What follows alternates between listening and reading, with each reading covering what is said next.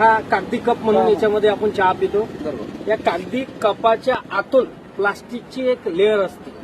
ती लेअर आणि कागद बांधण्यासाठी बिपेन नावाचं केमिकल वापरलं जातं. हे बिपेन नावाचं केमिकल कॅन्सरला निमंत्रण देतं आणि भारतीय शास्त्रज्ञांनी सांगितलेलं आहे. आता बरेचसे लोक म्हणतात हा तर कागदी कप आहे, याच्यामुळे काय होणार आहे. तर एका कागदी कपात चहा पिल्यामुळे 25,000 मायक्रोकन प्लास्टिकच्या आपल्या पोटात जातात एकदा पिल्यामुळे. दिवसातून जर अशी 4 वेळा चहा पिली तुम्ही या कपामध्ये तर 1,00,000 मायक्रोकन प्लास्टिकच्या आपल्या पोटात जातात. ते गेल्यामुळे तुम्हाला 100% कॅन्सर होतो म्हणजे होतो, त्यात काही दुमत नाही. आणि तुमच्याकडे जर समजून घ्या कॅन्सरचा इलाज करण्यासाठी करोडो रुपये असतील तर आपण नक्की घ्या, काही हरकत नाही.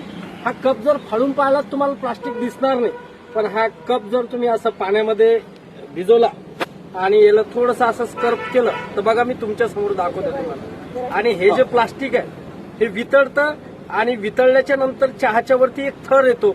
आपल्याला असं वाटतं की हा पत्तीचा थर आहे का, चहा घट्ट झाली म्हणून थर आला का, दूध साईचं होतं म्हणून थर आला का, असं आपल्याला वाटतं. तर ह्या सगळ्या गोष्टी बोलायचा भात बोलायचा कडी आहे. बघा आता हे जर प्लास्टिक वितळलं आणि हे तुमच्या पोटात गेलं, दिसतं याच्यामध्ये तुम्हाला हे ट्रान्सपरंट प्लास्टिक आहे.